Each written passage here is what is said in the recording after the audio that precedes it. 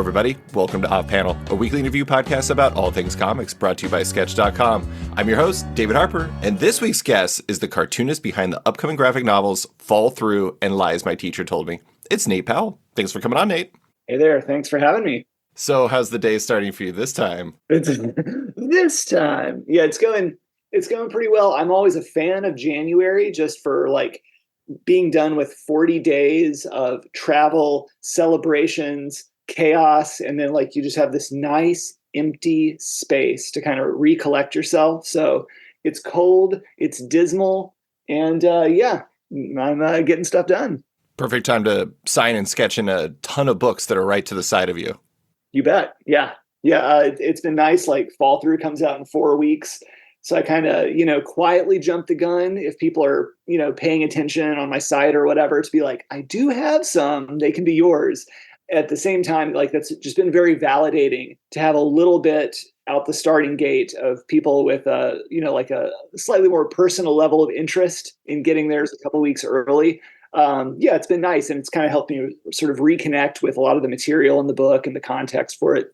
I do think that's one of the interesting things, especially for people who make graphic novels, for cartoonists such as yourself, is like, when is the right time to start telling people about things? Like, I know for people who work for like Abrams Comic Arts, who you publish through, the right time is like a year out, where they start getting the ball rolling with booksellers and librarians and all this stuff like that. And you're like, if I started telling people a year out, they're going to be like, you're going to have to tell them again a year from now when the book's actually coming out. So it's like, when is the right time? I don't really know. I'm guessing you don't know entirely either. Yeah, I think most of us cartoonists are kind of just winging it. For me, I find that there are these sort of like opposing poles sort of driving me, where one is, trying to work with my publisher, who definitely have their own system of rules, dates, and when things work best for them. At the same time, like, graphic novels take 2 or 3 years to make. And so along the way, you have to make decisions like on social media or whatever of like how much to show, when to mention the name of your book, when to get into deeper issues and themes. I generally think that it's more of like conventional wisdom that isn't actually true or meaningful, that like you should save all these things for right when the book comes out or even a few months ahead of time. In general, I think like just kind of being real about what you're working on helps stoke a kind of genuine curiosity about what you're doing, especially if it takes a couple of years. And it's not really like, we all have like these very affected senses of attention and stuff because of social media, and especially because of the last few years of living in solitude. But I don't particularly think it's true that people are so flippant and dismissive that they'll just move on to another thing. So I think stoking people's curiosity as far out as you can is it's a healthy way to do things. Yeah. I mean, I actually really like one of the things you've been doing lately, and this isn't because you're like cold and calculating and thinking about the marketing engine or something like that, but you've been posting work in progress shots from your next book, which is a prequel to Fall Through, of like Jody, one of the band members from Diamond Mine, in Old Spice, another band that she's in that book. And the fun thing about that is, like, on one hand, that's just you saying like, this is what I'm doing. Right. Check it out. But on the other hand, it also kind of tells people, it gives you a chance to say Fall Through is coming. It also says Fall Through is more than just this one thing. And it kind of has this like area of effect that's very positive without you being like I said, cold calculating marketing engine or something. Well, I appreciate it. And what's funny about this next book I'm doing, this sort of like follow-up prequel to Fall Through, is that a year ago, it did not exist in any way. In fact, I was like kind of going through the grieving process where I'm like, my characters are done. Like, there will be no more adventures with these characters. And for the first time in like a decade, I had an actual creative crisis where I'm like, am I out of ideas? And like, I've just been like hustling so hard for the last decade. I was like, I think that's it. Like, I guess I just have to sit around. And then like between March and May, in an unexpected way, just like 1 or 2 little scenes popped into my mind. And then suddenly everything began to click in an unexpected way. And I was like, wait, there's so much more to this. So it's all extremely new to me. And I'm really kind of like winging it through the writing and development of their lives before fall through. It's been so satisfying. Like it's actually been playful in a way that I think as a full-time cartoonist, it gets harder and harder to actually feel playful.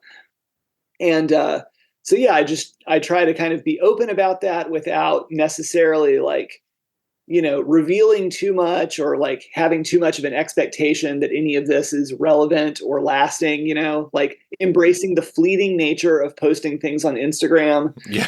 I mean, it is funny that you're talking about doing that on social media, which, I mean, in this day and age is more fleeting than ever and also somehow more work. I'm very sorry that you have to promote this book as like social media is going through this, I don't even know what to call it. Transitional state, growing pains, swelling. So there's like, it's not just posting on one platform, it's posting on like 90 or something. Right. I don't know. I mean, it's just got to be so weird. Like yesterday I was posting, I did this large interview with a couple writers and I posted it. And I posted it first, like I had like this hierarchy. It was like Twitter, and then I posted on Blue Sky, and then I posted on Instagram, and then I was like, I guess I'll post it on Threads. And I posted on all four of them, and I was just like, man, that took like 15 minutes. And for sure, that's like a interesting added challenge to this day and age of, well, promoting anything. But like for you, it's like you're a one-man team. It's like you're going out there trying to get fall through in front of people. And it's like now you got to put on your marketing hat. You got to get out there and tell everybody about the glories of Diamond Mine. Well, definitely. And also like I'm 45 years old. So like I'm right over the cusp of really having any game whatsoever with navigating social media in a competent way. And over time I've managed so that like it works on its level for me and it's fine.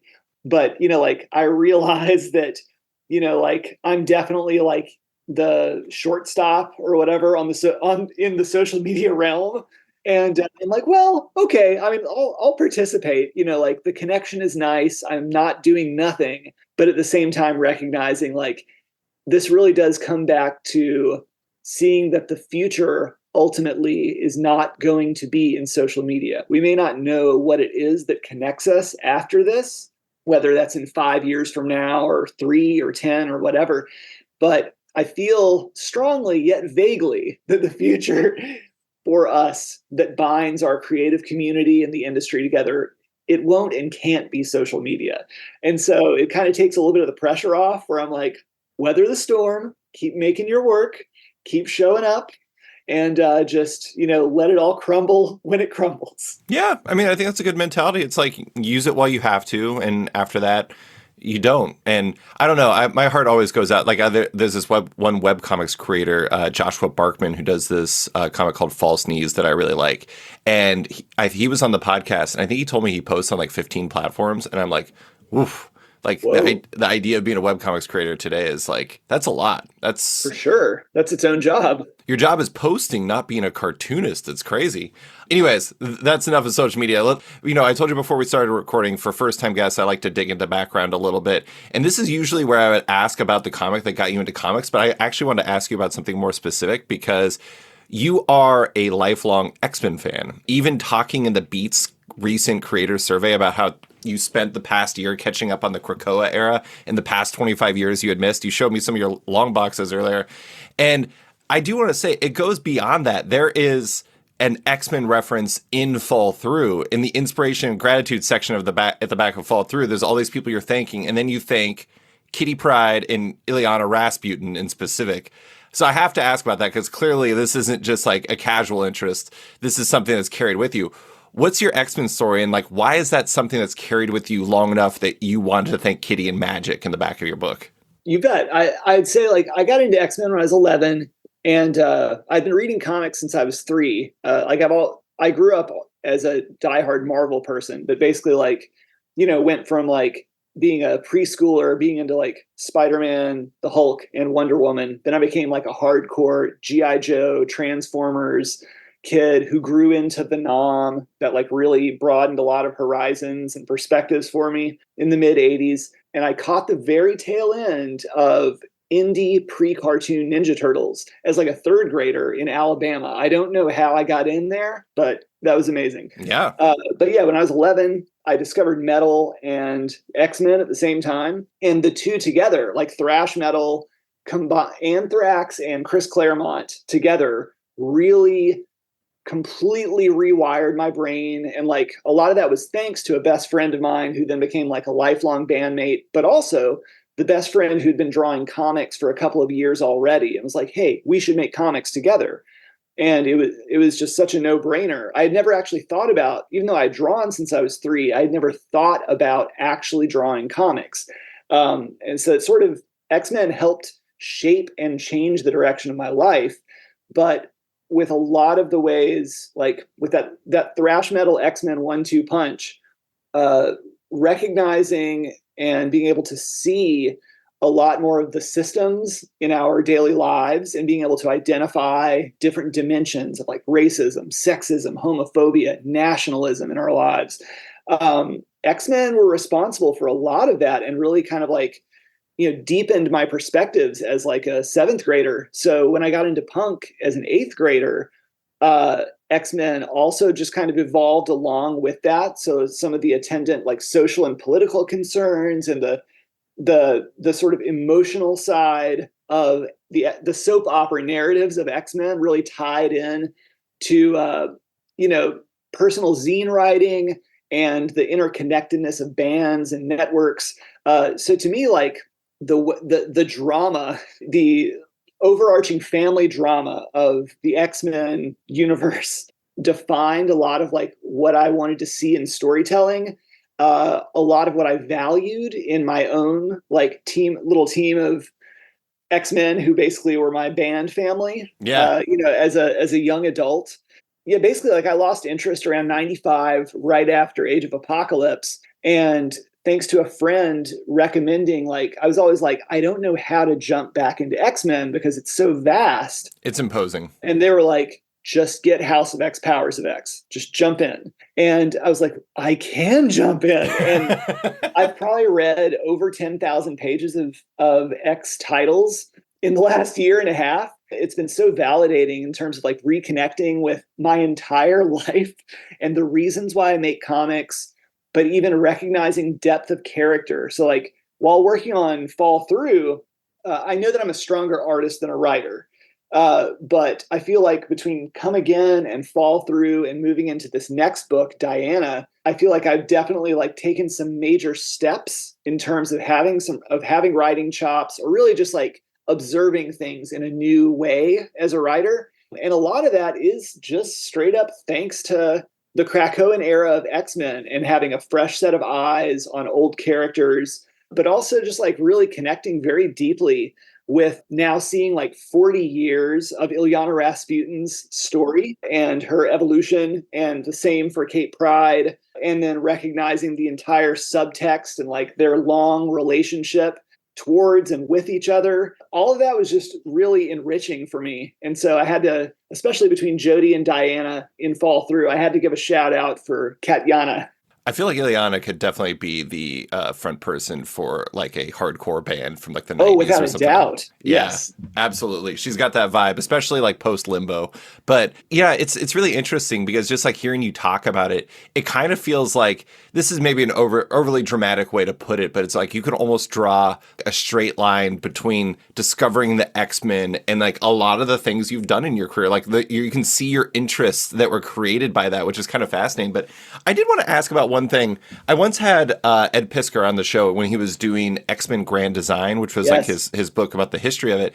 And I asked him about basically like, how do your like in his normal comic existence, he's like this indie guy.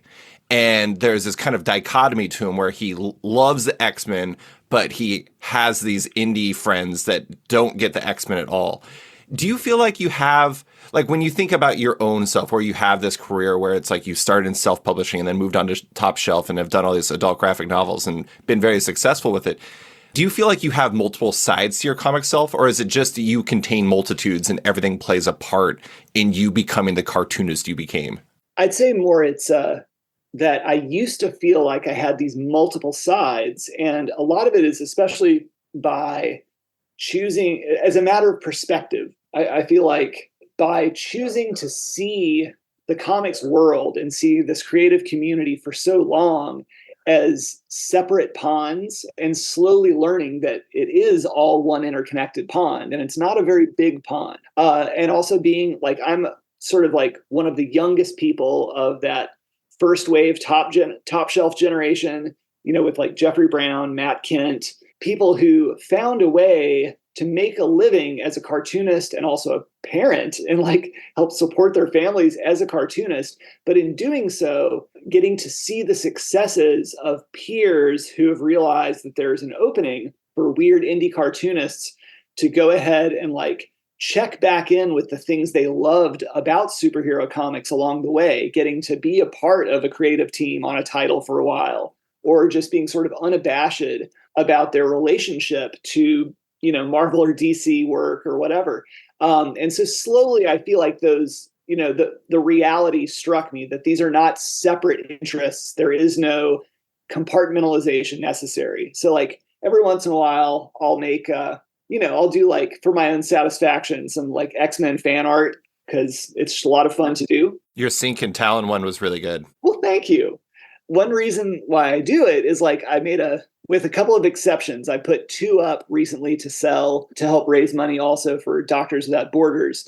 But aside from that, I made a policy for myself where I'm like, Nate, don't sell these pieces. The reason you're doing them is because you love X-Men. Right. So like keep it real for yourself and do the drawing for the sake of doing the drawing. And what's interesting is after making those, that actually makes a lot of my friends and peers come out of the woodwork to be like, oh yeah, also closet lifelong X-Men fan.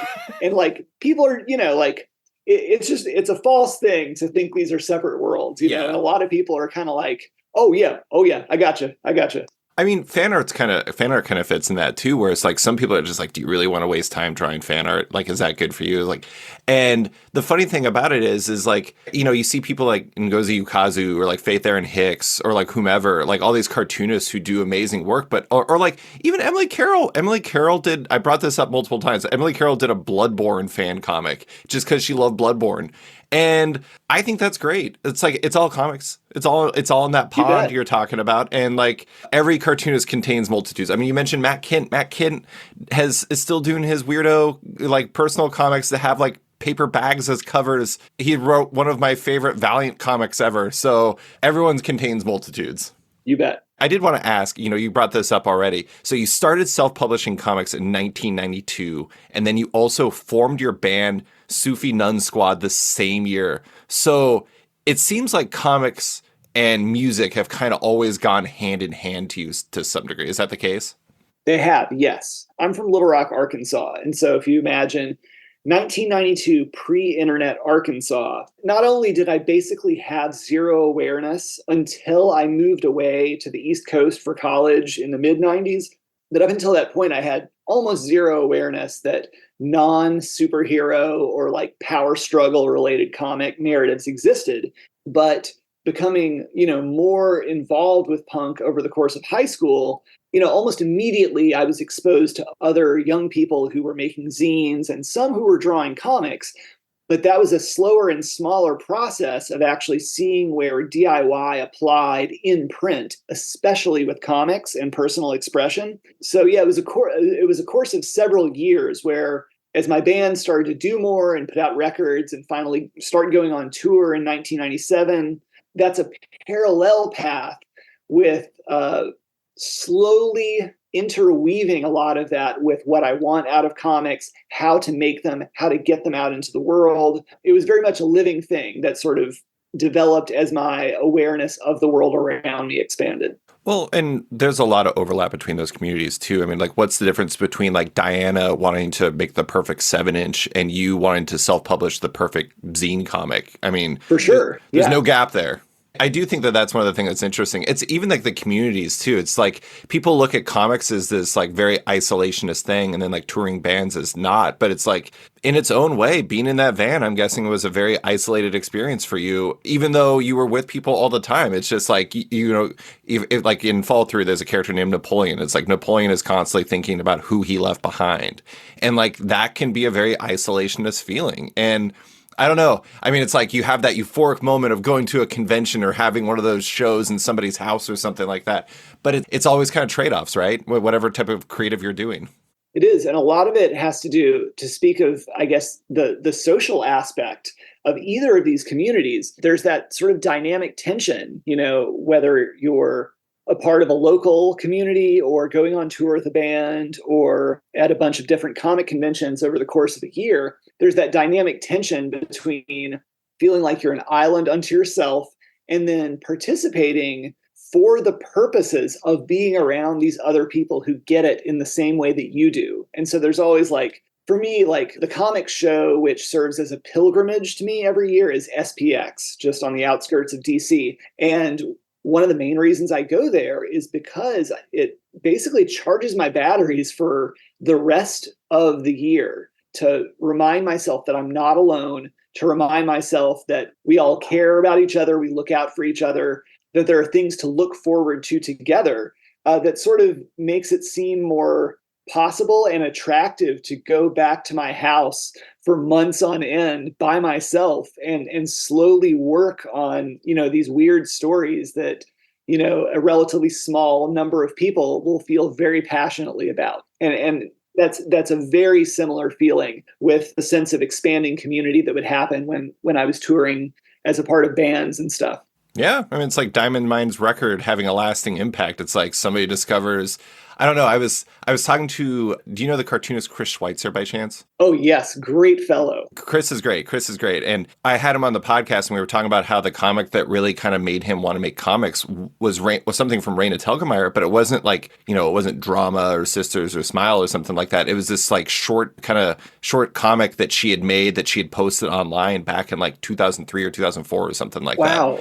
And it's funny how there you could go to SPX and you could get somebody's I don't know, Gail Galligan's or John Arbuckle comic, and then next thing you know, you can tell comics like that, and it sets you on a path that you never knew possible. And I know I just used a very dated comic with a John Arbuckle comic, but Gail Galligan's John Arbuckle comics are amazing. So yeah.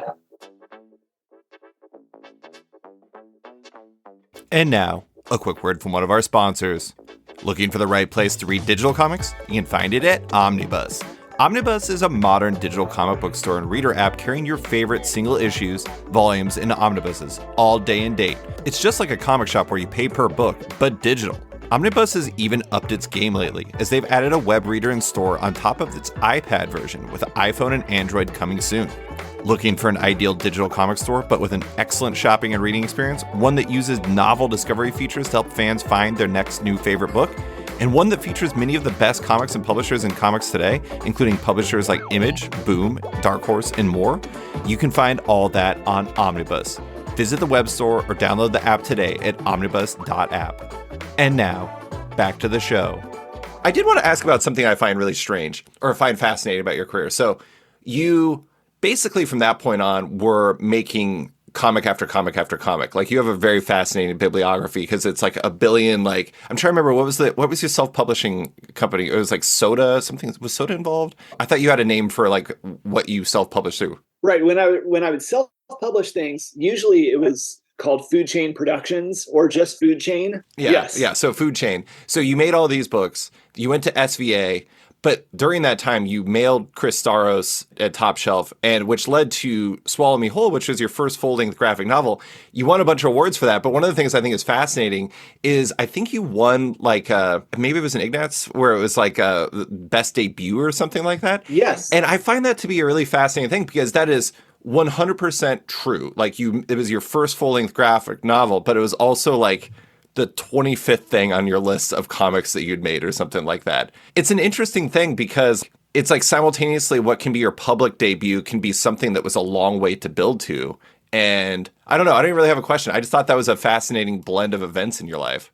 Oh, certainly. And I try to remember that every time I get exposed to a new artist and, thanks to a book, all of a sudden new doors are opening is recognizing that, from my perspective, oftentimes Swallow Me Whole was a big deal to a lot of people, or I guess to a small amount of people who felt very passionately about that one book. And yes, at the same time, I felt like I was a veteran of making comics already, and yet I knew that I was an absolute newbie to really being a part of the comics world itself.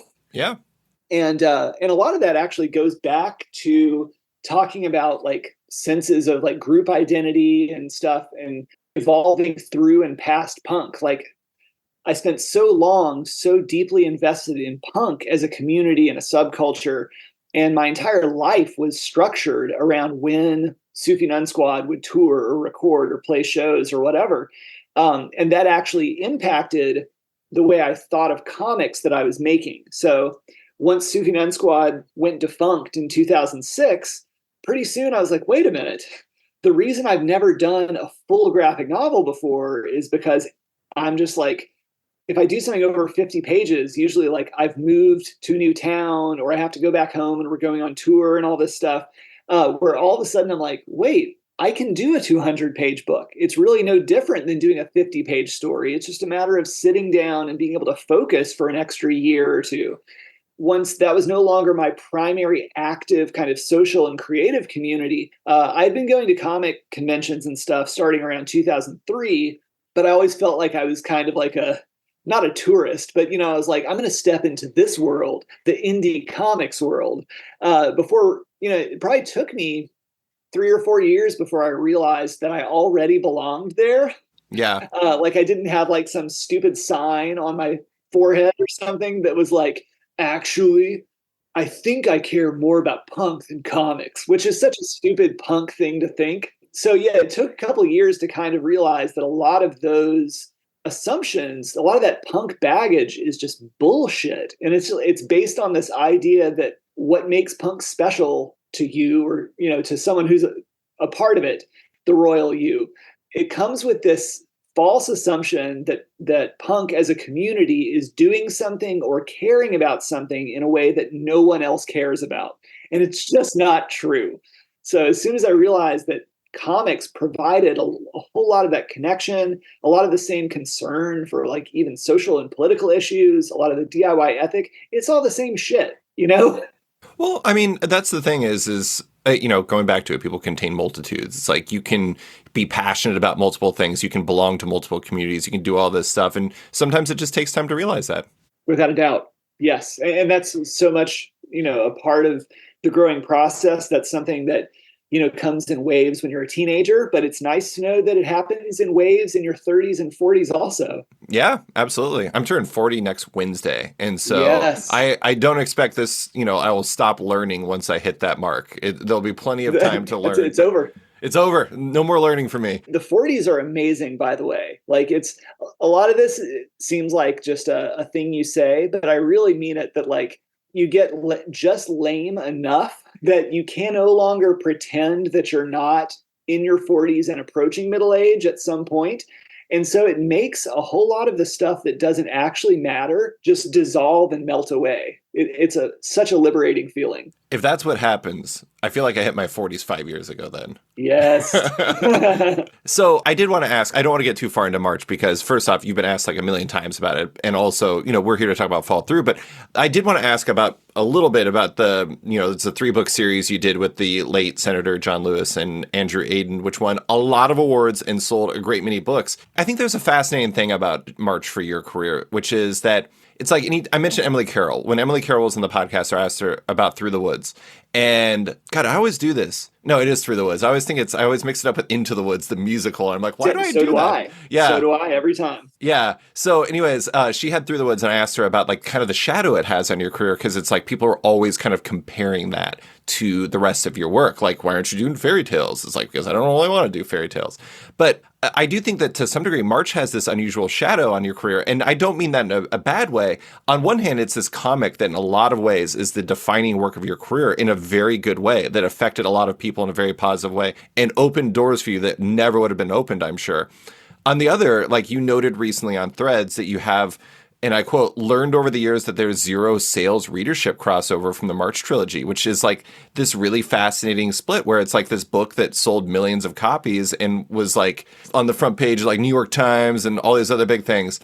Just kind of from your cartoonist career doesn't really have this lasting impact. Does that dissonance between the former and the latter, those two experiences, feel a little strange for you as a cartoonist? It used to, but again, I think this is actually the process by which I learn what that actually means. And so like along the way, it's recognizing that, a lot of comics readers have read March as well, but like the enormous success of March as like something that has actually pushed the needle on American culture and society to a small degree, and has impacted social movements, has impacted democracy in a small way. And I'm saying that to toot, the beloved spirit of John Lewis, not to Yeah. toot my own horn, but it's true. There's this sort of like, from the comics perspective, that outsized proportion of success, but also recognizing that March became successful by jumping so far out of our little comics pond Right. that, probably 80% of people who have read March are not comics readers. So what was interesting along the way was being like, oh, like for the first couple of years, being like things that are both true and not exactly the way I intended. Where I'm like, this is going to be great for comics. This will be an explosion of interest in the power of comics as a medium, as a language. It's going to bring all these new readers into comics itself. The rising tide will float all boats. And then as a self-centered artist, to be like, this is going to be great for my weird graphic novel too, because so many more people will be willing to give it a chance and have a little bit more comics literacy and understanding to be able to put up with my like wacky magical realist business in my books. And like some of that is true, and it was. March continues to be exclusively a good thing for comics, but I don't necessarily think that it actually increased active comics readership. Like it definitely did increase comics literacy in the larger cultural sense. But, a lot of it is just accepting like, oh, okay. So like that March is truly its own creature that operates by its own rules, that blazed its own path. And what I'm doing with my own work, even though there's so many intersecting themes and interests, has got to just kind of remain its own thing. And so, at certain points that would even be like, you have to get through a little bit of that, like the growing pains and like an ego struggle to be like, an understandable sense of mild frustration at first, but then realizing that like being frustrated about the fact that something is so successful outside of the little graphic novel community isn't a very productive kind of dissatisfaction. Sure. And it kind of ultimately wound up being a really positive thing. Cause I'm like, oh, even if I'm still like, my comics still sell very respectably. Like they're fairly good sellers in the literary comics world. They're solid. They just didn't really increase that much. And so it was nice to get to a point where I'm like, oh, and yet I can never stop making my own solo fiction work. Like there are these stories which I feel compelled to make. And really that was the most important part for me, was coming all the way back around to realize that like my work on March has been and continues to be a gift, and clearly like an honor, but in a creative sense, a gift which has allowed me to have a little bit more free reign with the weird solo work that I'm doing. And also like the kind of clarity and concreteness that I had to,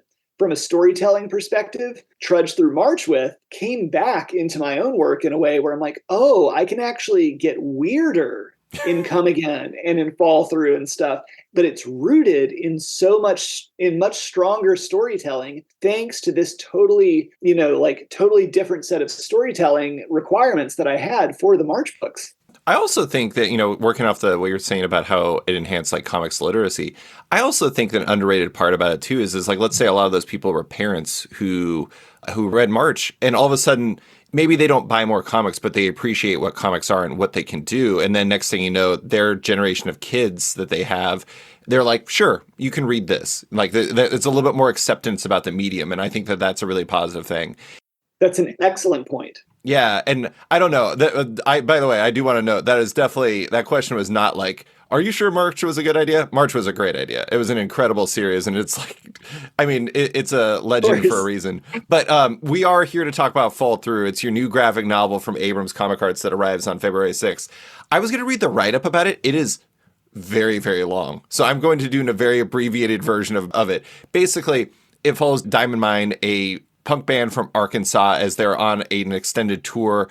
Fall Through is their song, and it's a song that was slightly twisted by their lead singer Diana, who's done something special to it, and it takes them on an interesting journey, not just through places where vans normally would take you, but also through, I don't know, how would you describe it? It's an interesting book to describe. The most concise way I have to sum it up is that it's an interdimensional 90s Southern punk soap opera. I love it. This actually goes back to X-Men again, recognizing that X-Men is fundamentally a soap opera. Oh, yeah. Has sort of helped me become comfortable with the value, not only as I become more comfortable with genre, but even recognizing that tone has such a distinct place at times, and recognizing that, yeah, like a band and punk itself is often like a soap opera, but the difference between drama and melodrama, like we're really talking about a group of young people, like people who are mostly in their early 20s making up this band. And the way, just it requires remembering the way everything felt when you're 22 years old. Yeah. And having very deep, very real concerns and very deep ties. But this is where that just bleeds straight into so much drama. Oh, yeah. I mean, Nate, let's be real. Anybody who's in their 20s, or like 95% of people in their 20s, they're living a soap opera. We don't admit it. They are. We have very dramatic existences. Yeah. And my 20s were just nonstop drama. And even I was a pretty chill person, but you can't escape it. You got big feelings, man. It's what happens. That's right. One of the challenges I feel like when doing this book, which is, it's purely fiction, yet a lot of the like little moments and scenes and anecdotes were things that did directly happen to me, to my band, or around me. And that's the fun of fiction, is learning how to shuffle these up and turn them into something that has a greater value for speaking, the truth of a situation or whatever. Like camping on the side of the road. Yes. It's interesting because it required me to actually look back with a fresh set of eyes, look back critically and with some clarity, but very much not wanting to make a nostalgic book, trying to avoid a lot of the danger signs that I'm basically just like ruminating and living in my happy place, but having a lot of room for the joy, for that same joy of memory in the story. And so a lot of that meant being like, yeah, I was an idiot kind of when I was 22. And these characters who I love, who I feel so deeply about, are also kind of idiots. Like whether it's 20% of the time or 60% of the time, like part of being a 22-year-old in an underground punk band is not realizing that you're an idiot a third of the time. And so like that kind of helped undercut some of the sense of like self-righteousness or nostalgia by being like, okay, how do I sort of tell the story in a way that doesn't seem like I'm insulting characters or mythologizing this moment, or, lionizing some of the ideals or characters. I do think it's interesting because when I was sent the kind of thing, and not announcing it, but just being like, this is coming in a few months, this is what the book is. And there was like a line in there about how like Love and Rockets meets Russian Doll. And it was interesting because that created this expectation that when I was going to open this book, there was a lot more like fantastical. Like there was, I think the original press release also had something about Groundhog Day in there. And I was expecting something more like that. But the thing that I think is really interesting, and the thing that I think you achieve the most success on, is it really has this, even if you've never, like, so a little background on me. My good friend Sherry used to throw I live in Anchorage, Alaska. She used to throw shows for punk bands and like local bands and stuff. I remember there was this one that was really great. It was at a gazebo. The bands played in a gazebo, yes, surrounded by all the fans. And it was at this park called Russian Jack Park. And I just remember going to that show, and it was just like an energy like I'd never experienced. And the thing is like, what you do in that book, it's not, there's a timelessness to like the vibes and the energy that you bring to this book that I find really fascinating, that actually, and I don't mean this to diminish the more fantastical elements, but that's the part that really set with me, is like there's a universal nature of youth in this book where you can read it. And if you're in 2024, it doesn't matter if you don't know what 1994 was like, you feel it more than you know it. I appreciate that. And that's actually something that I need to remind myself of, being someone who was a teenager in 1994. I feel like one of my considerations over the past year probably has been, how will people under 30 process this story? Because it doesn't read like a period piece, yet it is a period piece. And so I think I probably put too much significance in the fact that this is 30 years ago. And I'm not anticipating ways that a 25-year-old might read and process and develop their own kind of relationship with this story. And yet at the same time, there are a lot of elements which define the book, which are period dependent. And like with a lot of my books, a lot of that has to do with technology, has to do with being pre-internet and pre-cell phones. But that makes it so that a lot of the themes are about connection and isolation, and how people actually get in touch with and make connections with each other, how networks exist and expand without the existence of the internet, like to make it as fundamental as possible. Can you imagine like how a 16-year-old, like when there's, I'm trying to remember the name of the band that Syl is in. Oh my God, I'm completely spacing it. But who's in? Oh, Syl. Yeah. That's Miracle Whip. Miracle Whip. So yeah, Miracle Whip, it's like the way you get their 6-song EP is you literally like mail like $3 to an address. And like, that is something I'm familiar with, but I bet a bunch of like teenagers now are like, wait, mail with a envelope? Right. What's an envelope? And it is really funny because like so much has changed, but it's like, that's the specifics. It's less about that. It's more about like kind of the feeling.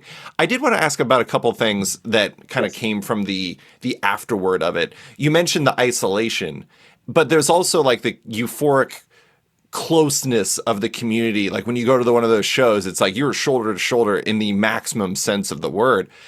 This book started as a pandemic book for you. It was. Did a lot of it come back from like kind of the isolation you were feeling in the moment and wanting to go mentally take yourself back to the experiences where you were closest to people in some ways? Basically, that's something that I became aware of as soon as the pandemic happened. So I slowly developed the idea for the story and then wrote the book probably mostly in 2019. And I was like, all right, I'm ready to get in here and draw this book. Then the world shut down. So like I knew a lot of what the book was going to mean for me at the time, but it wasn't until I actually started drawing it where I realized, like, wait a minute, I can see so clearly this primary, and like even pre-pandemic, I would pretty rarely go to shows. Like I have 2 kids, and like your back starts hurting if you stand for too long. Right. Yes, indeed. I went to a show a few years ago and I stood at the front like I used to, even though I'm really tall, so I'm kind of a jerk, but I like being up close.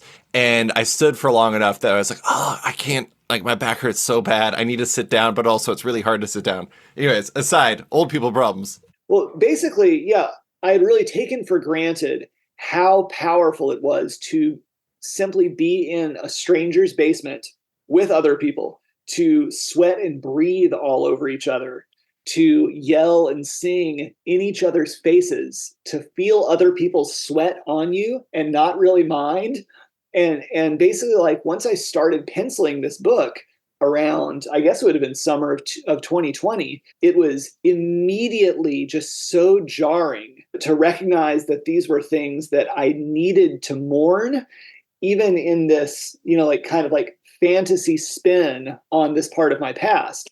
So that was something that I wasn't prepared for in terms of the weight that it carried for me as a creator putting this on the page. And then all of a sudden I was like, wait a minute, I really need to make this book right now to kind of work through some of this stuff and feel alive again. And so there is a sense of like, it doesn't feel like mourning in the book, but while I was drawing it, yes, there was mourning that loss of casual social spaces and the sort of like private public blend of spaces, just the ways in which we relate to people, especially in communities who come together for one purpose. The fact that none of that existed at the moment I started drawing this book.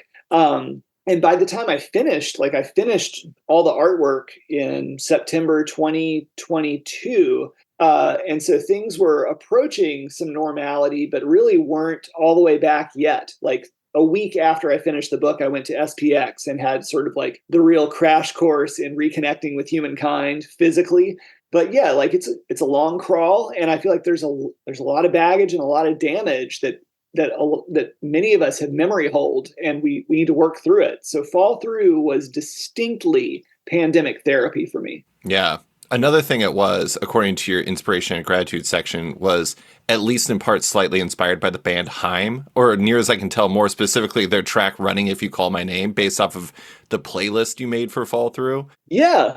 I have to ask, it's not very often you see somebody thank the band Haim in their write-up in the back. How did they play into the origins of this graphic novel? First off, I love Haim. Haim are amazing. They're great. I've seen them twice. I took my kid to go see them last time. It blew their mind. And I really enjoy that they're like a sibling cult. And by cult, I mean they're a closed system where like they've grown up together. They have a way of speaking, creating, acting. And I love that, like my band, Sufi Nun Squad, involved a set of siblings, and then another set of people got married to each other. And like, I've always loved seeing these closed systems within groups of people. I get, like 10 years ago when that first album came out, the song Running If You Call My Name just really like haunted me. And I wound up I had a cartoonist vision that was like an 8-page scene that would be a wordless interpretation of that comic. And I thumbnailed it.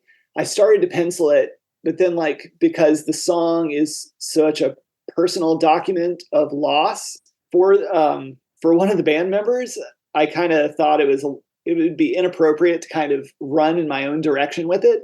So I just kept it in my sketchbook, and eventually, like many many scenes and snippets of story, eventually it found a home recontextualized at the end of Fall Through.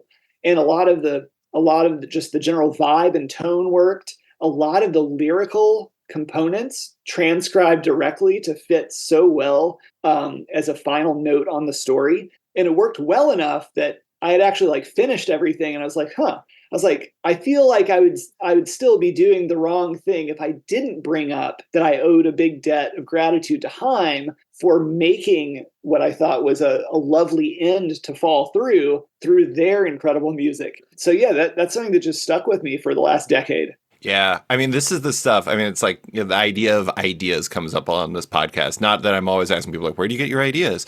But it's just like, this is a perfect example as to why it's a complete mess that leads to people's ideas. Reading the X-Men, joining a band in 1992, the pandemic, those band experiences you had, listening to the band Haim, all these things kind of merged together into something that you could not have created unless you had your experiences. For sure. And also this brings up kind of a good point about how tied we can be to the origins of our ideas or the origins of our passions even. Sure. And for me, yeah, like I think that's a fitting example, although, since it originally comes from someone else's idea, it takes one more step to kind of separate what I was getting out of it personally to make it its own thing. But I feel like when you're writing or drawing something, you can become so tied to what the original purpose or the original concept of something is that it often results in a kind of inflexibility, so that you don't realize that there are different ways to move laterally, or that you've outgrown the original idea entirely. And I mean, actually, like in Fall Through, that's a good way to sum up Diana's damage in a nutshell, is developing this sort of like inflexible way of thinking based on, and a lot of hardcore punk really is people butting heads about what their own inflexible idealistic vision of what punk is for and what it means, because that's what it means to them. Yeah. And that's what a lot of the conflict is in Fall Through. But in comics or in storytelling, I think it's very similar. Like, you don't realize until way after the fact that you've outgrown something, and that you can, like my friend Miriam Labicki, the cartoonist, introduced me to the concept of scaffolding for a story, and visualizing a lot of that stuff as scaffolding around a building. And at a certain point, you have the building, and you have to just let the scaffolding fall away, even if it has these precious things that you think are inseparable from the work itself. As soon as the scaffolding is removed, you're like, oh, I outgrew that a long time ago. And now, a quick word from one of our sponsors. New year, new Zoop. Zoop is proud to be the home of the first ever Jack Kirby crowdfunding campaign, Sky Masters of the Space Force, the complete Sunday strips. Also, by popular demand, they're reopening the Conan the Barbarian campaign featuring the legendary art of John Buscema, Gil Kane, Barry Windsor-Smith, and more. There's still time to support projects from Colin Bunn and the Maui Strong fundraiser, benefiting those affected by the Maui wildfires last year. Head over to zoop.gg to support the live campaigns and sign up for ones coming soon. It takes less than 30 seconds to create an account, and the e-commerce style checkout is easy and intuitive. Add multiple rewards and add-ons into your cart, provide some info during checkout, and you're done. No confusing additional steps in finalizing your pledge, and no post-campaign surveys. And of course, every creator appreciates your support. For creators looking to crowdfund your project, Zoop is currently open for submissions. Email them at hello@wearezoop.com to start a campaign. And now, back to the show. I do think the idea of inflexibility, it is something that's certainly present in the punk community, but it is funny. It's like, it is very present through the history of music. I mean, I don't know why this is like, we're talking about punk music and I'm like, we should talk about Oasis because God only knows there's two more inflexible people than Noel and Liam Gallagher. But I mean, you have that, but it's just like great pairings throughout creative realms. Inflexibility can often be the point where that soap opera happens because of what that means for the people that surround them. I did want to ask about Diamond Mine. So Diamond Mine first appeared in Come Again, your previous book. Came out in 2018. The cast of the book is mostly Jodie as the lead, but also Diana, Napoleon, and Steph. Steph, who I want to underline, is a very underrated character and has maybe the biggest gut punch moment of the entire book. There's a moment at the end where I was like, God, what have you done, Nate? How dare you do this to me? But anyways, what made that quartet not just the right group for this story, but for this band that's built from so much of your own experiences? Well, okay, so originally when I was working on Come Again, which was another slow burner that I started in like 2008. Whoa, wow. Yeah, and then it changed shape several times. And once it was sort of brought into its time and place, which is the Ozark Mountains in 1979, basically it became tied in to, at the time, a deepening interest in Arkansas punk history and what made Arkansas so weird in terms of remoteness and the Sex Pistols skipping Little Rock, but playing every city around Little Rock on that tour, and like seeing punk arrived in each of those towns instantly, like Tulsa, Dallas, Fort Worth, Memphis, all this stuff happened, but naturally skipped Arkansas. So Arkansas punk was closest to Tulsa, Oklahoma. And so I was like, in real life, Arkansas's first punk band was called The Malls from Fayetteville, Arkansas in 79. But I was like, I want to make a band that's the fictional first punk band in Arkansas. So in Come Again, I was like, this is a band in 79. They're Arkansans. They were formed after seeing Sex Pistols. But I was like, in so much of the way that like Arkansas, we miss all kinds of reference points and we're just doing our own thing. So we never quite get things just right. Oh, I live in Alaska, man. I know that feeling. But, yeah, you know what I'm talking about. And so like, what's amazing about first wave punk in general, but especially Arkansas punk of most eras, is the fact that, it's very much responding to the world around it. And it doesn't seem to quite line up with what your concept might be of what it should be. And that's kind of the whole point. So I wanted to make this band that seemed both a little futuristic and also a hippie holdover, because that's really closer to the way it would have actually been in the late 70s in Arkansas. So basically, I like to say that Diamond Mine Boba Fetted Come Again.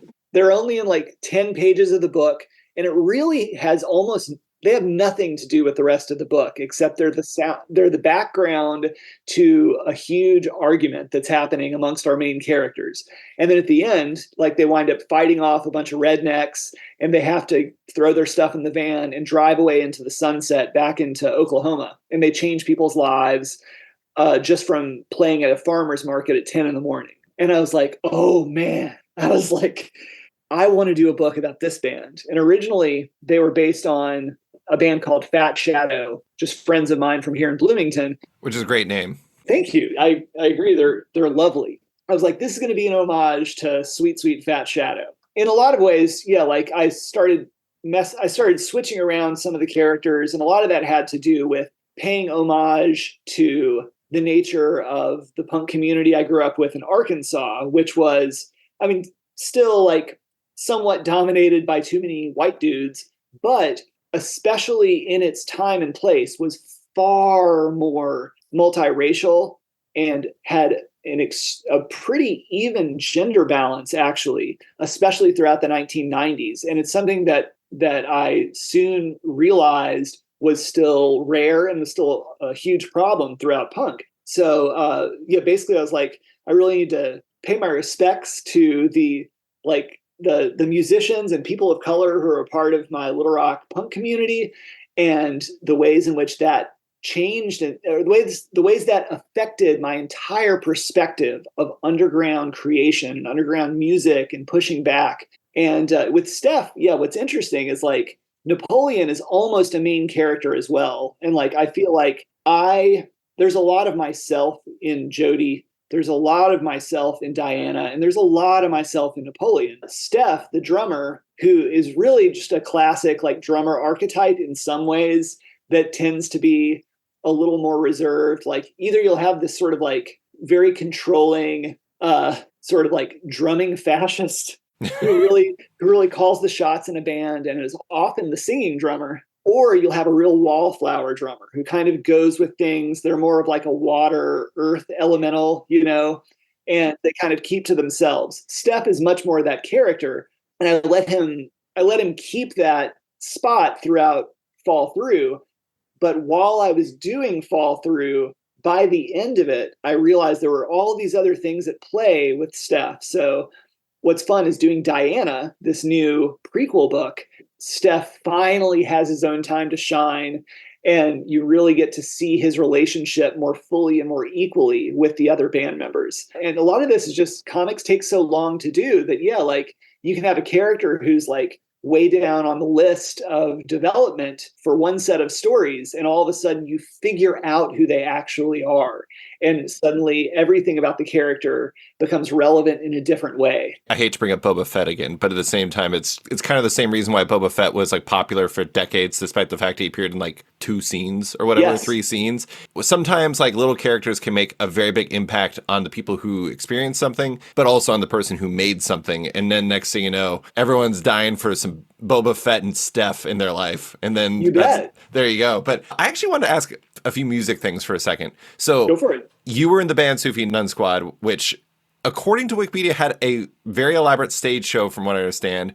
And your credit on the page was, and I quote, voice, comma, puppets. I have to ask about that. Were you the band's vocalist? Were you the vocalist for the puppets? What was your role? Well, okay, so Sudan Squad, we started as a regular 4 or 5 piece band. We grew to upwards of 11 or 12 members. Sure. So we basically had a rule that you had to have at least 6 members present for it to be a Sufjan Squad show. So when we would play, usually we're anywhere between 6 and 10 members. And so that included like 2 guitars, bass, drums, usually 3, sometimes 4 singers, had oftentimes an extra percussionist, like who would play timbali drums, tambourine, like a keyboard or Moog player. And as a band, we were kind of like a mix of like Public Enemy, Rites of Spring, and the entire Muppet Show. So like, yes, there were actual puppets. We had a couple of songs which involved like one of our most enduring songs, The Drawbridge, was a like never-ending story style puppet show. So like when we would play, we'd get under a blanket and stick our puppets out, and we would sing as the characters that we made sock puppets for. I love it. And a lot of it is like, so, Sufi Nun Squad, we're very much a part of this sort of like, third wave emo hardcore scene, this like DIY underground, and we were shaped by these bands. And so like, as we were coming up, like these were incredibly meaningful bands for me. Like Diamond Mine would be a real touchstone band in my life. And yet our existence as a band was sort of a response to young people taking themselves so seriously and with such a gaze inward. And a lot of it was sort of like cutting down on the sense of coolness. And by coolness, I mean not only like with social currency, but also a sense of sort of like aloofness or reluctance to be expressive and be real. And so a lot of it was like we were dedicated to being uncool, and we were dedicated to caring about things in a very outward way. So a lot of times that would it was a lot of fun because we did become a very confrontational band because we insisted on people like entering a contract when we're playing a show in which like we need you to participate with us to make something that can only happen once here with all of us. And it's going to involve some embarrassing dances. It's going to involve like learning some call and response stuff. It's going to involve doing some like real busted like vacation Bible school antics. And, 90% of people found it to be like thrilling. And then 10% of people would just be violently repulsed by the lack of, poise or coolness involved. And those people deserved our special attention at shows. And so like, yeah, oddly, yeah, we just became a band that was very much about intention, and that Muppet Show element was a very big part of it. I do want to say that it may have seemed uncool, but I bet to that 90% who were into it, it was the coolest thing. Because here's the thing is like a lot of what you're talking about, it's like you were talking about how Diamond Mine became this band that everyone spoke about in like hushed tones. It's like the big bands of tomorrow are like, oh yeah, I listened to the Diamond Mine record at the right time, that 7-inch, and then next thing you know, I knew what I needed to do for the rest of my life. Like when I was growing up, I think this is probably like a high end level of it, just given the fact that I think people know them really well. But a lot of the bands that I was into were into Jawbreaker. And like Jawbreaker was like this, like you would read interviews with bands that I liked and they'd be like, well, Jawbreaker, that's like one of the big ones for me in terms of influence, because like they kind of cross a number of spectrums of like punk and like emo and hardcore, like varying elements to it. And it's interesting how those things last. But at the same time, I bet a lot of the people who saw your shows, that left an impact on them because it was unlike anything they'd seen before. And also probably heard before. I mean, I have to say, I really liked your song "Chicken Fight." That was on the playlist. Thank you. That's a great song. I appreciate it, and I agree. And I think, like, for us, being in the band, or quote in the band, it was very much that same sense. It was like if we were to go see this exact band, not being in the band, I'm not sure what my response would be. But being a part of creating this bizarre kind of performance art and sonic attack, it's something that people kept with them the rest of their lives, or helped to sort of like affect things from day to day, especially in that sort of like post Nirvana, post Jawbreaker signing to Geffen and then breaking up kind of resurgence of anti-corporate DIY became deeply interwoven, not as a reactionary element, but as a necessary element to kind of undercut the pretensions by which so many of us, ourselves included, were trying to approach the best way to do things and the best way to build our community, being very serious about the ideas in our band, but the band was also about attacking the idea of taking yourself so seriously. Oh yeah. I mean, I came up when I was, because I think you like 5 years younger than you, I think it was. I came up in kind of like the late 90s where I was like kind of listening to like NoFX and like Pennywise and Millencolin and stuff like that. But then I kind of transitioned into like the pop punk era / ska era / emo era. And there was a lot of bands that were deathly serious. And while I appreciate a lot of them, I remember one time I was going to a show. I was going to go to this show because this band I really like called Gatsby's American Dream was playing. And there was a show before it, and it was a ska band that was playing at like 3 p.m. And it was called Suburban Legends. And this band had like so much audience interaction to it. And it was such a blast. I'd never heard them before, but afterwards I was like really into it. But then afterwards, they actually all went outside and invited everyone to go get milk and cookies at this nearby place with them. And it was like the Yes. coolest thing. I couldn't go because I was going to the show immediately afterwards. Right. But I was like, I'd never experienced something like that before. And I've never forgotten Suburban Legends because of that, because they were unlike everybody else. That's beautiful. That's so beautiful. And a lot of that is like has to do with transforming space. It's like a lot of the deal with Fall Through and with Diamond Mine as the band has to do with like challenging your idea of what it means to be together in a space.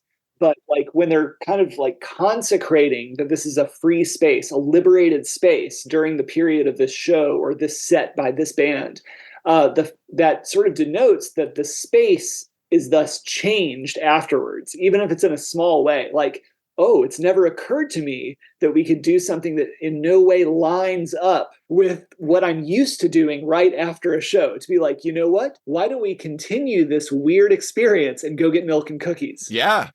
That's a radical transformation of space, even if it's on this small level. I'm not gonna lie, I love milk and cookies, so I would have been all about that experience. But yeah, I mean, it's also kind of like a refuting of the kind of band mystique, the idea of what you're supposed to be, which I really appreciate. But I wanted to ask a question about your playlist. So Tara Lehman sent it to me, and I listened to the whole thing, and it was really funny. As I was prepping, I was listening to it, and Nate, let me tell you, when I was listening in the background as I prepped, and Kim Carnes' Bette Davis Eyes came on, I actually checked the playlist to make sure I didn't somehow switch to a different list, but it was the right one. And I know it's meant to be like a compliment to the read and everything like that, so I could imagine parts that it was in, but you absolutely shocked me. So good job by you. Yes. The lyric, okay, that's in my top probably 12 favorite songs of all time. Sure. And I just think it's a perfect pop song, and it's so like lyrically, I've always wondered, like there are all these like little vague there's a lot of like lyrical vagueness that could go either way. Not vagueness, ambiguity, I guess. Yeah. In terms of like when she says like she's pure as New York snow, are we talking about the blanket of snow which covers the city streets or of New York as like this, this pristine blanket, or upstate New York snow doing the same thing? Or are we talking about the brown, muddy slush of New York City streets? Right. So that song, like, to me, Bette Davis Eyes is very much about Diana from this book. And that song actually works very well in a scene that's exactly halfway through the book, a scene I call Big Sexy Argument.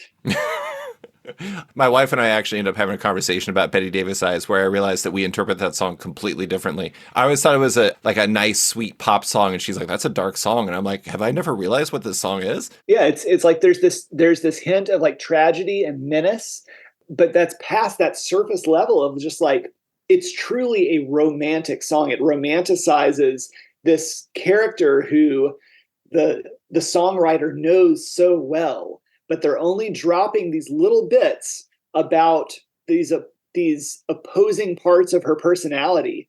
And as the song goes on, you're like, oh, yeah. I love it.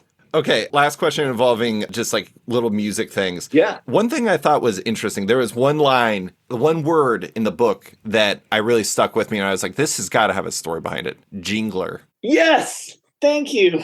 Okay, so Jingler's a real thing, right? It's a real thing. This is one of the few parts of my generation of punk culture that Sufi Nun Squad directly contributed to. Okay.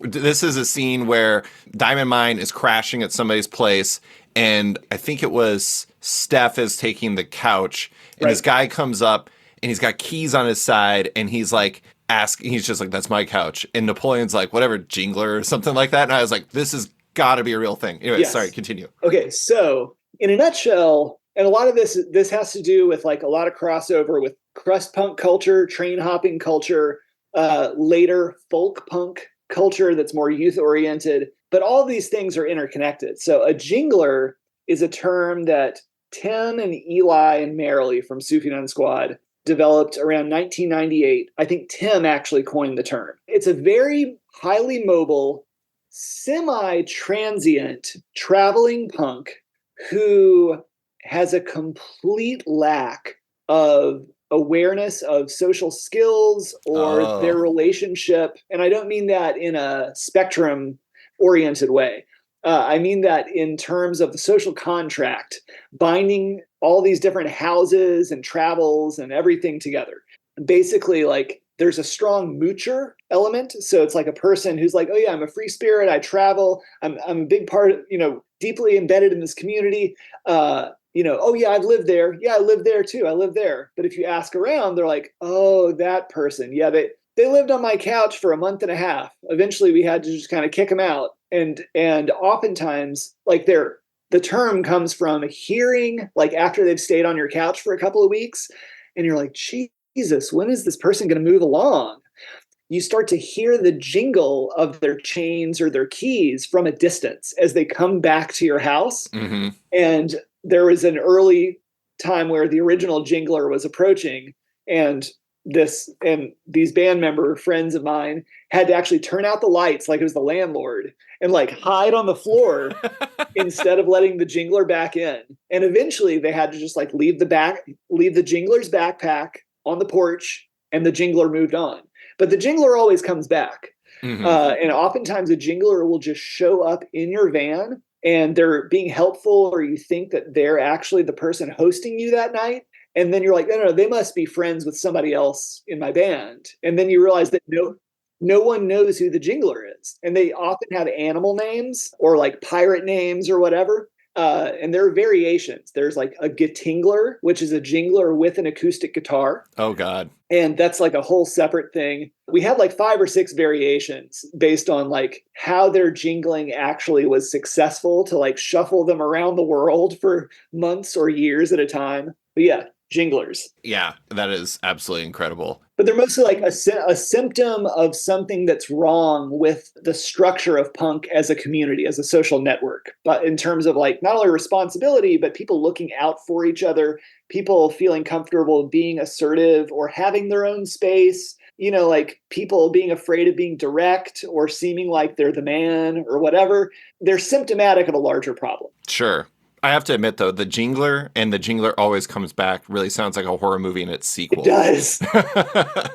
I do like things like that, though, because they add to the authenticity to it. Even if you don't know what a Jingler is, you kind of get a feel for like this is like a community thing. And it's like you really feel like that aspect in there. But I just had one more question about Fall Through. I think one of the things that's interesting about it is like the colors in the book. Like you have a different approach for different times in the moments. Like there's this one part where Diana, the lead singer of Diamond Mine, does something secret in the process of recording a track, something that's enormously consequential in the book, and it looks absolutely incredible. It's just fantastic.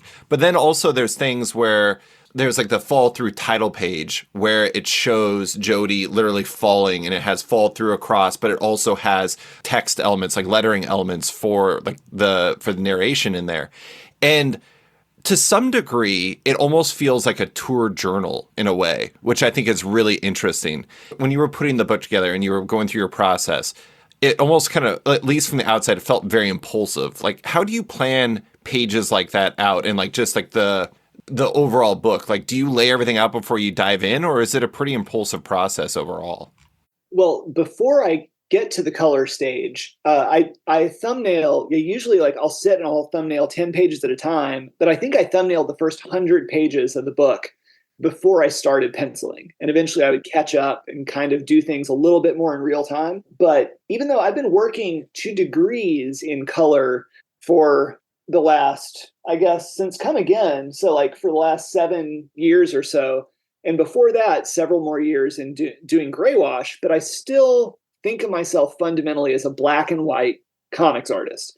And so really after doing March, I became interested in at first adding a single color to my palette and kind of doing a duotone effect that would kind of give the feel of more than just one color on the page. And that was really fun. But by the time I got to the end of Come Again, I was ready for another step. So like during Come Again, I started to develop a color coding narrative process by which whether a scene was like involved character interiority or the outside world, whether it was a flashback or present day in that book, whether it was inside the cave in the story or out in the world, all of these things necessitated a different single color. And then sometimes there would be bleed over of these different colors to indicate something. And that's actually where I started to introduce gold as a component of some kind of magic, or even like a magical feeling or connection between people. So when I went from Come Again to Fall Through, basically I transposed that color palette. But since most of it was like, even though this is a very non-linear book, most of the narration was linear. I was like, I really feel purple and yellow right now. So that's going to be my main palette. But then recognizing, like, I'm still thinking in black and white. I don't want to I don't want to lean too heavily on color, but by being able to color code scenes and elements without explaining them, it helps communicate something in a non-verbal way that enriches the reading experience, but doesn't require adding distracting text or whatever. And then, like, as I got more comfortable with it, and a lot of this has to do with finally reading Paper Girls. It took me forever to be like, oh, right, I completely missed the boat on Paper Girls, which was a beautiful book in every single way. But I was just astounded by the bold, radical use of wall-to-wall color in that book. And I was already working on Fall Through at the time, but it was such a validation of like what I wanted to see with these lush colors that overtook everything. And to be like, okay, if I'm going to fill something with these warm colors over these cool purples, let's fill it wall to wall. Let's have it be about the feeling and about the mood the color constructs, instead of reflecting any kind of objective reality. So to me, the color functions as an extension, a pure extension of mood and emotion for most of Fall Through. And since I didn't exactly know what I was doing, it was where I was playing. Like, I was figuring it out as I was going along, and I wasn't sure. And when it worked well, it worked really well. And when it didn't, I would just try again. I think that especially there's a climactic concert scene, and the way that you color the band is very meaningful. And I don't want to say why, but it's really interesting to see like who gets that kind of golden hue and who doesn't, and like kind of what that means and everything. It's really interesting, but I can keep going on forever. It's a very fascinating book with a lot of interesting elements to it. But I wanted to close with, you know, your overall feelings about comics, because I think one of the things that's really interesting about you is like you're famous for obviously merch. You're famous for your independent work, the stuff you do yourself. But one of the things I feel like bizarrely a lot of people have seen the most of, even if they don't know it's you, is you once showed the math of how far book advances really go for a cartoonist. I feel like I've seen that shared like 5 million times, and it's like actually your handwriting mathing it out, which is this really fascinating thing. You've been very transparent about some of the challenges presented by being a cartoonist for a living. It's undeniably a lot of work, and it's also sometimes like not the most pay if it doesn't work out. I guess like one of the big things I'm curious is like what keeps you going and excited about telling stories in the comic form? Because it seems like something that you started in 1992 and you've never really lost passion for. Without a doubt. And a lot of that is like, this sounds like something people just say, and yet it's entirely true. Like, I have to make comics. Comics spoke to me, you know, as an 11-year-old or whatever. Like, when I started drawing comics and really fell in deep with X-Men, like, I realized that comics, in ways I couldn't articulate at the time, you know, opened doors of expression and meaning for me that changed the course of my life. And so it just embedded itself so deeply in me. I simply can't not do comics. So no matter what happens, and like, I quit my job to be a full-time cartoonist in 2009, but it wasn't until about 2015 that I stopped regularly worrying about whether or not I'd be able to be a full-time cartoonist. And along the way, you know, it occurred to me, like, I'm very thankful that it looks like it's going to be okay as long as I just keep working and keep caring and keep hustling. But I was like, okay, so it seems like it might be a distinct possibility that I actually have to go back to a full-time job and all this. And that was fine, where I was like, find meaning in whatever job I have to do, but I know that that's not going to stop me from doing comics.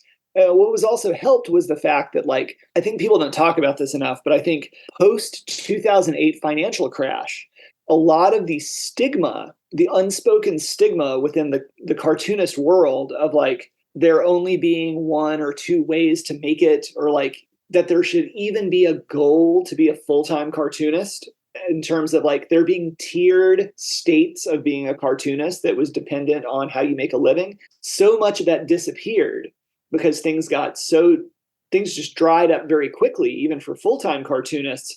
But then people started to be like, screw that. Like, there's no shame in the fact that I work this full-time job doing something that I think is cool, or something else that is art related or comics related or teaching related or entirely unrelated, And people finally started to be more honest, being like, like me. The only way I'm able to make it as a full-time cartoonist is because my wife, who does very important work, also is the one who's able to get us health insurance for our family. It wouldn't be possible if I didn't have a life partner bring home the health insurance. And I feel like a lot of the stigma about like, no, like this is the way it is, helped kind of clear the air so that people realize there isn't just one way to be successful as an artist, as a writer, as a comics creator. Like, thankfully, that's around the time when a whole new generation of cartoonists started rising. So they rose actually already kind of like casting away a lot of that baggage. And I feel like that has genuinely helped all of us in a multi-generational sense. With that little note about comics advances and book advances and stuff. What's funny is I wrote that, it was like a Monday morning, and I'd been thinking about it the night before. And I was like, I want to see what this actually looks like. I'm going to do the math. So I wrote it down kind of quickly on a piece of paper. And I was a math kid. So I was like, I know how to break this down. I'm going to do this. And I was like, oh, whoa, that's way lower than I thought. And then I just took a quick picture of it and just put it on Instagram. And I just went about my business and just started drawing comics. And I am also kind of shocked that it just like grew legs of its own and became this very far and wide spread thing where I was like, I really just wanted to see what the math was for myself. It's weirdly one of those lasting images that just pops up every once in a while on social media. Like, have you seen this? It's like, it's almost kind of been disentangled from you as a person. Although I do want to say, one of the funny things is, and I've been very appreciative of this, your writing line is so distinct because it reminds me of your drawing line that I look at it and I'm like, oh my God, Nate Powell just did a new work. It's called Math. I love it. Well, thank you. I'm so glad to like put my foot in the math pond as well. There you go. You got you're in all the ponds, Nate. But Nate, that is all I have for you. Thank you so much for coming on to talk about Fall Through, your love of the X-Men and everything else. I appreciate you taking the time. Oh, anytime. This has been an absolute pleasure, and I just really appreciate talking with you. Thanks. Thanks for listening to this week's episode of Off Panel with cartoonist Nate Powell. You can find him on Twitter, Threads, Instagram, and his website, as well as in his upcoming graphic novel Fall Through, which is released on February 6th. Big thanks to Deanna Chapman for stepping in to edit this one. If it sounds better than usual, it's because of her. Love Off Panel, want to support it? Subscribe to the podcast on Apple Podcasts today and give the show a rating or review while you're at it, but 5 stars only. You can also support the show by backing it on Patreon. Find the show at patreon.com/offpanel, and when you back it on there, you get early access to each week's podcast, as well as weekly content and more. Want even more? Subscribe to my subscription comic site Sketched at sketch.com for long-form articles, interviews, and the rest of the site's content.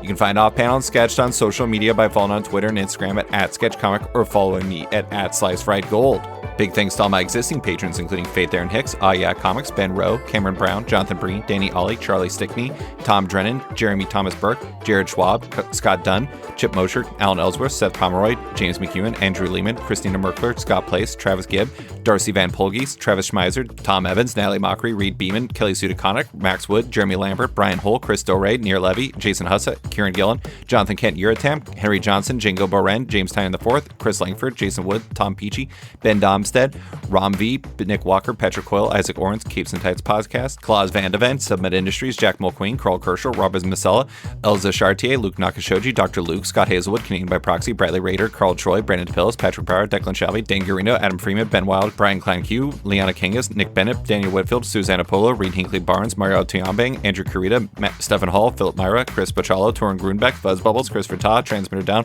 Walt's Comics and Books, Akil Wilson, Alex Dimitriopoulos, Terry Dodson, Wesley Gibb, Sean Kirkham, Brett A. Schmidt, Jason Goodmanson, Paul Reinwand, Vita Ayala, Akil, Philip Seavey, Al Ewing, Ryan Alcock, David Kelly, Nick Polito, Matthew Groom, Jason Massey, Adam Bogert, Matthew Taylor, Nick Patera, Jacob Sorelli, Ford Gilmore, David Baraldi, Nick Hall, Bjorn Basin, John Hendricks, Steve Anderson, Ian Maxwell, Cliff Chang, Colin McMahon, Adam Highfield, Fiona Staples, Mark Abbott, Michael Shirley, Tom Barnett, Jim Demonakos, Norbert, Nick Lowe, James Kaplan, and Mission Comics Art in San Francisco. You guys are all the best. A quick thanks to Wolfpack for letting me use their song outro as the show's opening theme, and to Upright T-Rex Music, who performed Off-Panel's theme song just for the show. Check out their music on Spotify because it's completely delightful. Thanks for listening, and tune in next week for another episode.